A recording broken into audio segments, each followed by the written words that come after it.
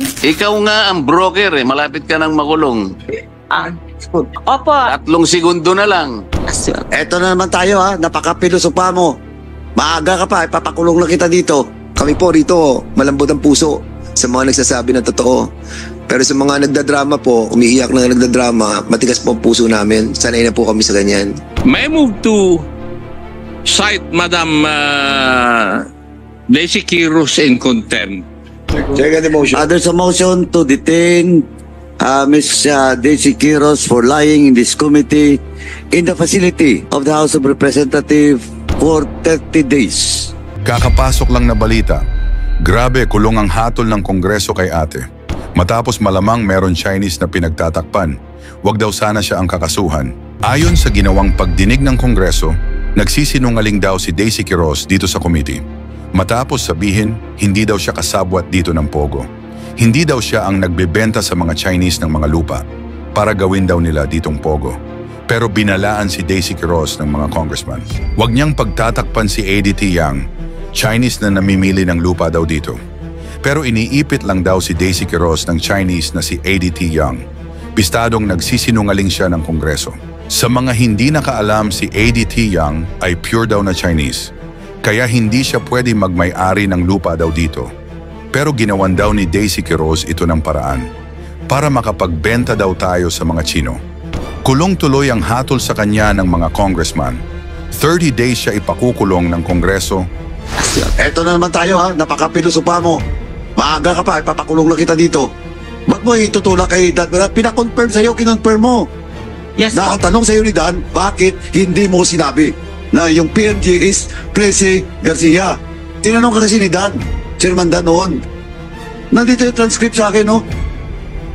PMG Realty po kasi nababasa ko sa San Simon before, marami pong nakapost na PMG Realty sa mga Oo nga, pero tinanong ka diretso na ni Chairman Dan nung nakarang hearing with regards to Presi Garcia. And you confirm that Presi Garcia is one of the broker.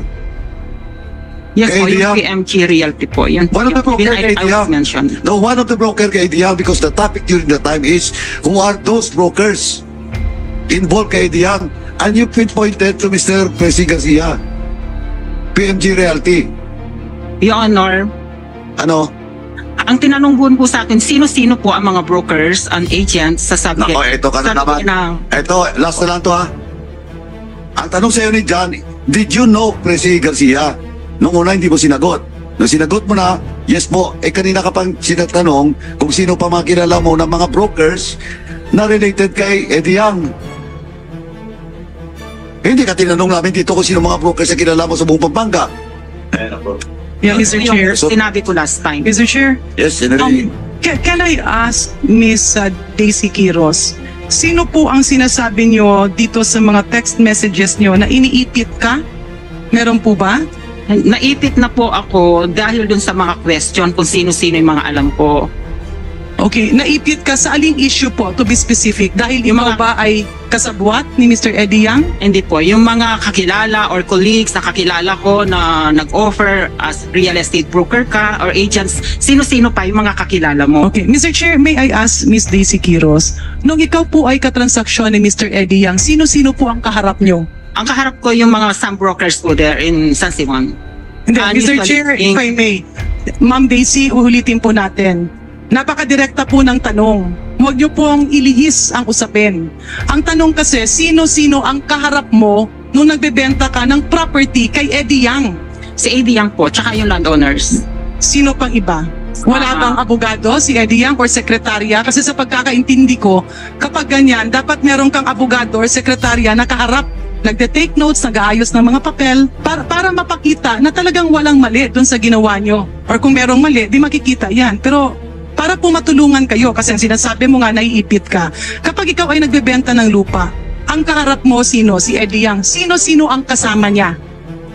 Mga staff niya po dun sa office. Yeah, okay. So yung mga staff niya, mga Pilipino naman po, di ba? Pilipino po. Okay, pwede niyo po bang maibigay ang pangalan ng mga staff niya? That's confidential po kasi. Mr. Chair, may I inquire if the answer is correct? Ganito po ang, just to reiterate, ang tanong ko po, Nung siya ay nagbenta ng lupa, sino ang kaharap niya? Ang sabi niya si Mr. Eddie Yang at mga staff. Kaya nga ang sabi ko, para matulungan si Ma'am Daisy na ang feeling niya kasi naiipit siya, para maipakita na legitimate siyang nagbebenta ng lupa, sino yung kaharap niya? Kasi broker ka at yung kaharap mo, ibang broker na nagbebenta, paano ka magbebenta? Sa nagbebenta rin, hindi ba magbebenta ka sa buyer? So yung tanong ko, Mr. Chair, sino-sino ang kaharap niya ng mga kasama ng buyer? Ang sagot po, it's confidential. Mr. Chair, Yes, Congressman Marcoleta. may I first clarify one thing, Mr. Chair? Please proceed. Because if we rely on the position paper of Priscilla M. Garcia, she quoted that Daisy Quiros made the following text messages to her. Magandang gabi, Ate Presi. Lubos akong humihingi ng kapatawaran. Iniipit nila ako sa labas noong break time. Kinausap ako ng PNP, NBI, CIDG. Naipit ako. Wala na akong choice. Yung mga bata ni Mayor Gonzales, chuchu sila. How can we now rely on the testimony of this witness, Madam Chair, Mr. Chair? Ipit na siya. At kung titignan po niyo kung sino yung umiipit sa kanya, PNP, NBI, CIDG, at saka yung mga bata ni Mayor Gonzales. So takot na takot, under duress ang ating witness. Do we expect any true statements that will come from her that will benefit this committee? Sir, city po, city. Well, Sir. Siguro po, Mr. Chair, tanungin natin sino-sino sa mga PNP rito, DI, CIDG, NBI. at NBI na nandito ang umipit sa inyo. At sino po yung mga bata ni Mayor na chuchu? Miss Daisy, please reply. Pwede bang ituro mo? Hello, Your Honor.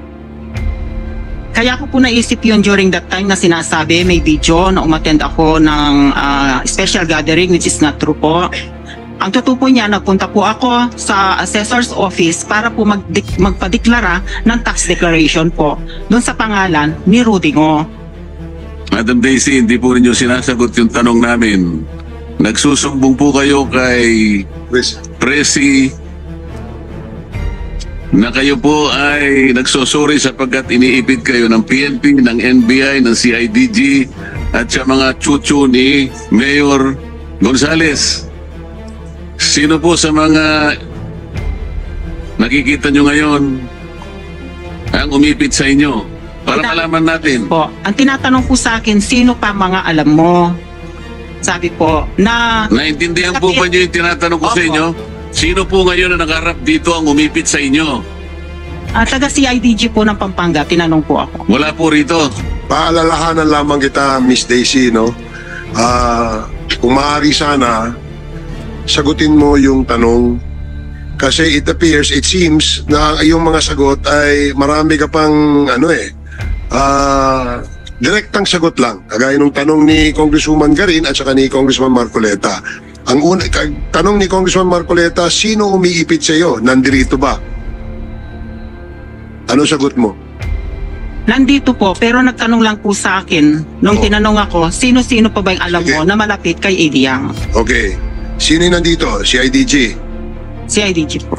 Sino pa? Nung after nung nung hearing, nung previous hearing, may lumapit din po sa akin, pwedeng alamin mo para sinong contact mong iba na malapit kay Eddie Yang. Sabi po niya, sinong iba-iba mong transaction para malocate namin si Eddie Yang. Kailangan namin ng proper information, sabi po sa akin.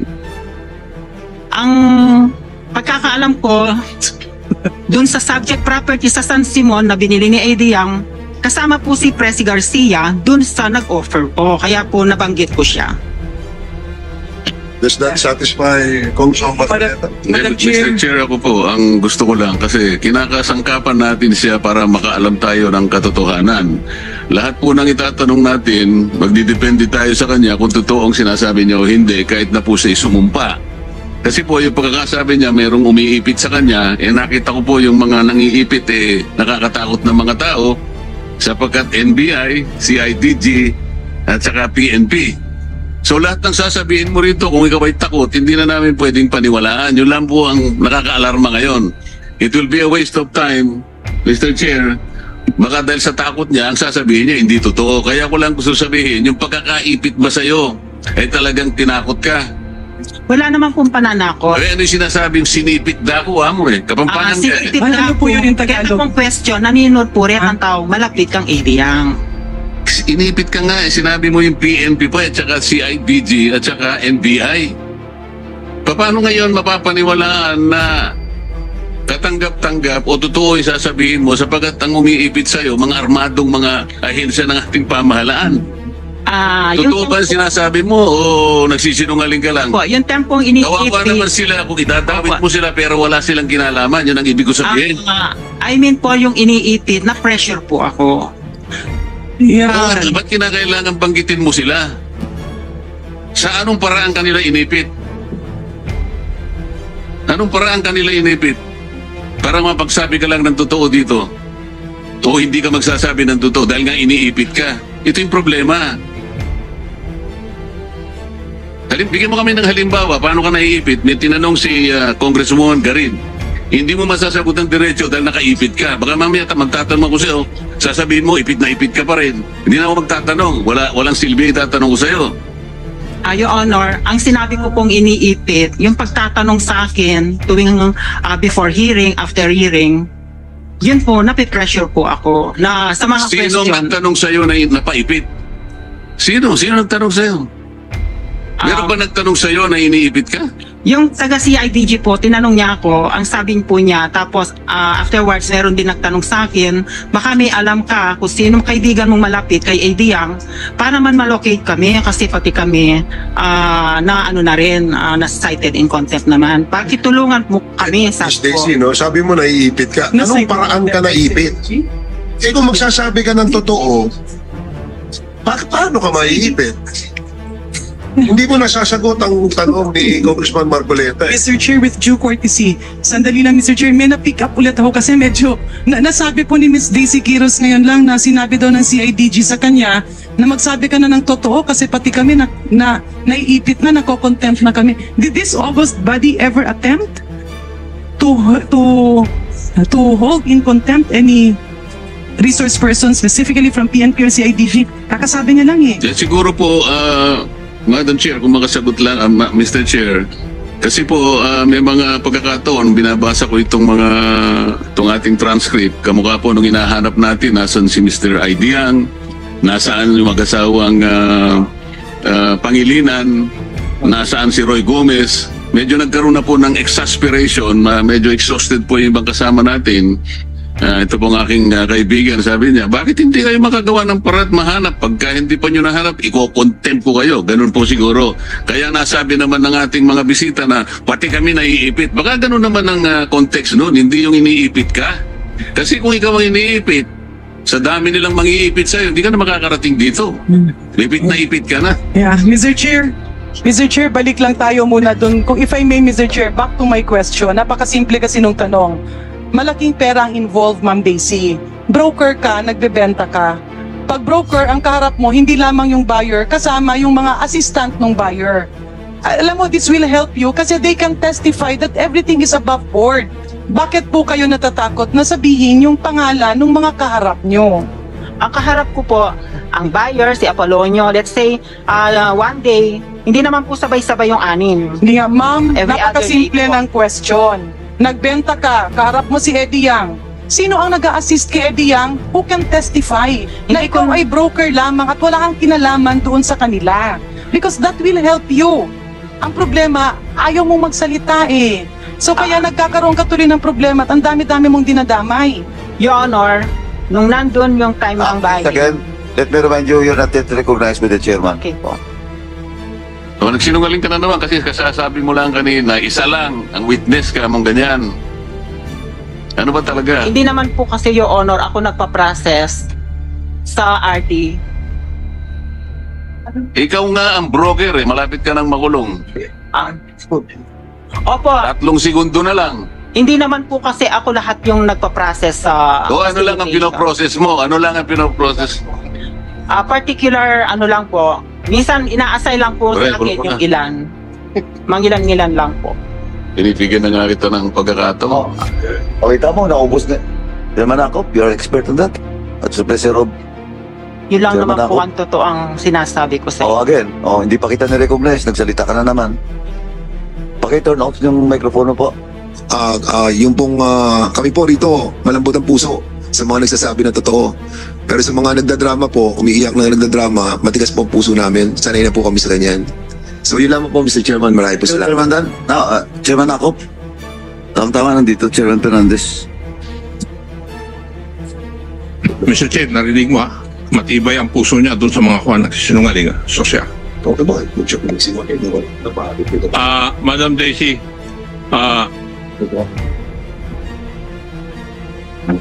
ang dealings mo lang ay sa San Simon. Tama? Yes po. Yes.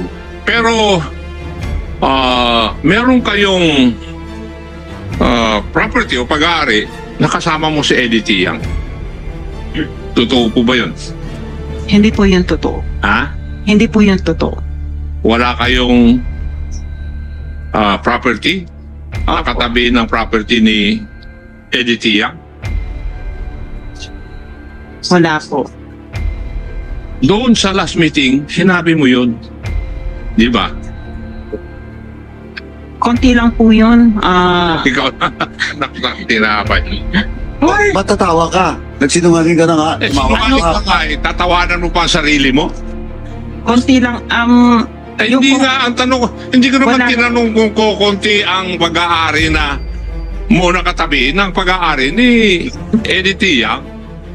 Opo. Ang tanong Hindi. ko, kung meron kayong property na katabi ng property ni Eddie Tiang, di ba? Yun naman ang tanong ko eh. About po dun sa authority, ay SPA po. Yun naka-stated dun sa SPA. Ang ibig niyo sabihin.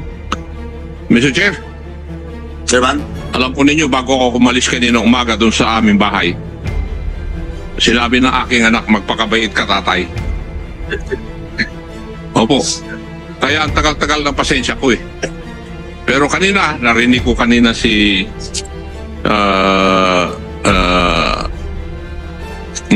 Deputy Majority Leader Janet Garin, yung ibang magtatanong. Sumusobra ka na yata, Madam Daisy. So, ayaw mong sagutin ng tama yung aming mga katanungan. Sasagot ka ng hindi tama, tapos pag naipit ka, babaguhin mo. Di ba? Ang katotohanan po noon, meron po Ibig ako mong sabihin, lahat ng sinagot mo sa amin, hindi katotohanan? katotohanan po. Ibig ko sabihin po. Katotohanan na sinasabi mo ngayon. In my part po, nakasulat dun sa special power of attorney. Yung subject documents po na yun, para lang po ma-process agad yung documents ni Rudingo, ma-transfer pa agad. Kaya po ginamit yung ko yun. katanungan ko, walang koneksyon doon sa sinasabi mo ngayon eh. Lahat na nandito magsasabi na yung sinasabi mo ngayon, sinasagot mo sa akin, walang koneksyon doon sa aking mga katanungan. So Mr. Chair, bagamat ako yung napagsabihan, Paki-turn off po yung microphone mo. may move to cite Madam Daisy Quiros in contempt under Section 11 of our rules, paragraph letter C. So move, Mr. Chair. There's a motion, but I just like to clear what is letter C. No refusal to answer relevant questions. You're lying. So you're being accused by this committee of lying through the motion of Congressman or Chairman Akop. There's a motion. Okay. Duly seconded, the motion is carried. Second motion, please. Cross be confined within the confines of the House of Congress, being a lady. So move, Mr. Chair. And how long, Chairman Akop? How long? For 30 days, Mr. Chair. Any second? Second the motion. There's a motion to detain Ms. Daisy Quiros for lying in this committee in the facility of the House of Representatives for 30 days. Ngayon ikaw, bilang Pilipino, ano ang masasabi mo at reaksyon sa balitang ito? Mag-iwan ka ng komento sa ibaba at atin pong babasahin isa-isa.